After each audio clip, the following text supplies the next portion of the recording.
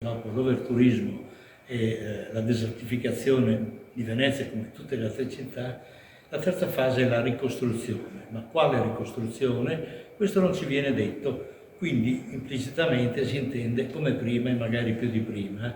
Venezia, quale turismo post-pandemia? È l'interrogativo lanciato dal gruppo consiliare Tutta la città insieme per un incontro all'Ateneo Veneto che durerà l'intera giornata di giovedì. Apriremo il microfono alla città, ai cittadini, saranno voci anche di città straniere che sono dal turismo minacciate, sentiremo la voce di Barcellona, sentiremo la voce di Amsterdam. In diversi a Venezia temono che l'unica novità sarà chiamare i nuovi alberghi resort e i nuovi musei spazi espositivi, senza cambiare le politiche che hanno portato la città a festeggiare 1600 anni col suo minimo storico di abitanti. Chi sta a Venezia capisce benissimo quando si dice desertificazione, non c'è quasi nessuno in giro tranne che nelle zone dei mercati.